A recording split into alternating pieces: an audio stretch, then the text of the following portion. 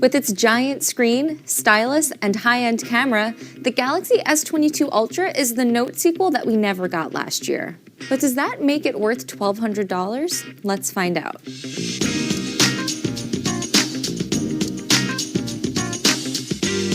Samsung hasn't said it's killing the Galaxy Note, but it doesn't have to.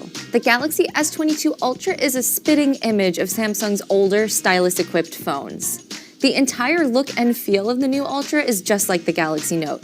And most importantly, it comes with an S Pen that you can actually store inside the phone. Galaxy S21 Ultra buyers, on the other hand, had to buy the S Pen separately last year. Many of the other upgrades that you get with the Galaxy S22 Ultra are pretty standard issue. A newer processor, a slightly better camera, and faster charging. It's not just the S Pen itself that's new. Samsung also says it's reduced the latency of the S Pen, and the S Pen should also be better at predicting where you're going to scribble next. It feels pretty smooth to write with, and I haven't had any issues so far, but the S Pen always felt pretty responsive, so I'm not sure how much of an upgrade this actually is. So far, I've been using the S Pen a lot for jotting down reminders and grocery lists, and I've also used it for taking notes during the course of this review when I'm not near my computer. Still, I do feel like the S Pen probably would have been more useful pre-2020 when I was still doing a lot of my meetings in person. In the past, I used to use the S Pen to take notes during an interview or meeting when I didn't have a laptop nearby. But now that most of my meetings take place at home over Zoom, I never find myself in that scenario anymore. But if you are an S Pen fan, you'll get a lot of the same features that you used to get with the Galaxy Note. That includes the Air Command menu. Just pop the stylus out of its holster and you'll see a list of apps and features that work with the S Pen. You can also just jot down a quick note by taking the S Pen out of its slot without even unlocking your phone. Another hand-me-down from the Note. That's a big part of what makes the S Pen so useful in the first place. You can just take it out and already start writing something down without having to unlock your phone or open an app. If you're not already an S Pen user, the Galaxy S22 Ultra probably won't convert you. But it's still a nice bonus, especially since Samsung hasn't raised the price of this year's phone compared to last year's. S Pen aside, I'm a big fan of the Galaxy S22 Ultra's new design. I've always preferred the more boxy, angular corners of the Galaxy Note over the Galaxy S, so this really feels like an upgrade in my book. But most importantly, the new look makes the Galaxy S22 Ultra feel distinct from the S22 and S22 Plus, as it should considering the gap in price. You'll also notice that there's no more camera bump on the back of the phone. The lenses sit almost flush against the back of the device, which gives it a more streamlined look overall. Samsung also says the Galaxy S22 Ultra has one of the brightest displays it's ever put in a phone, and I'm not doubting that claim so far. I've been using the phone with the brightness set to about 25%, and it's been plenty for me. Samsung is also making a big deal about the Galaxy S22 Ultra's camera. Like the S21 Ultra, it comes with a 108-megapixel main lens, a 12-megapixel wide lens, and two 10-megapixel telephoto lenses. And also like the S21 Ultra, it has a 10 times optical zoom. It's generally pretty similar to the Galaxy S21 Ultra's camera, so you might be wondering what's different. One of the biggest upgrades has to do with taking better photos at night, thanks to some under-the-hood improvements. Unlike the S21 Ultra, the new phone can combine two different camera functions that, together, produce better photos in dark situations. It blends the detail from the 108-megapixel sensor with a process known as pixel binning, which improves brightness. In other words, Samsung's older phones were able to improve brightness through the pixel binning process, but they weren't able to combine that with the detail from the main sensor. That's changing with the Galaxy S22 lineup.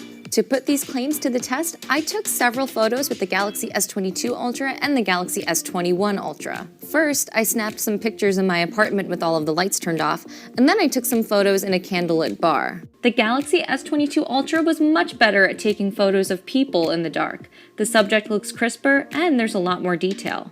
But it had a harder time focusing on still objects in the foreground, like this stack of books.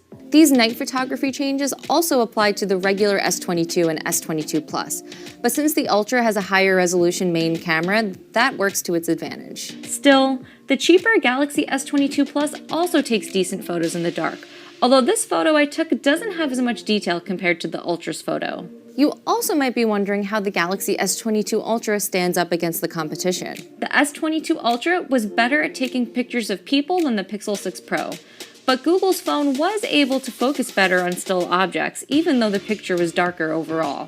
The iPhone 13 Pro, on the other hand, was better than the S22 Ultra when shooting still objects, but not low-light portraits. You can check out our full written review for more details about the S22 Ultra's camera.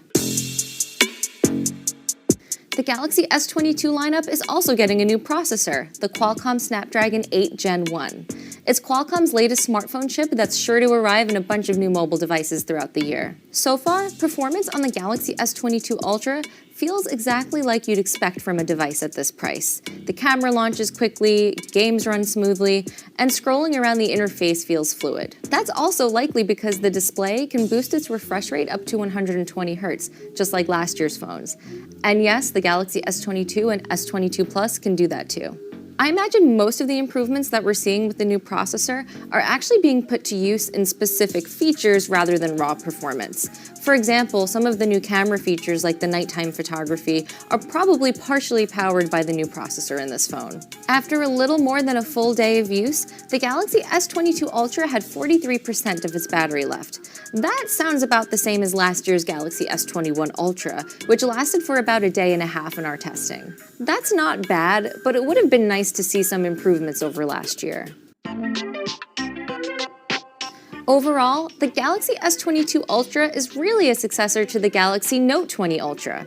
Sure, it does have some things in common with the S21 Ultra, especially when it comes to the camera. But in terms of what sets this phone apart from the other Galaxy S22s, the design, the giant screen, and the included stylus are a big part of that. In other ways, the Galaxy S22 Ultra is just an iterative update on the Galaxy S21 Ultra. Sure, it has a new processor, a fresh design, and faster charging, and Samsung did deliver on its promise to improve low-light photography. But those camera upgrades are kind of incremental.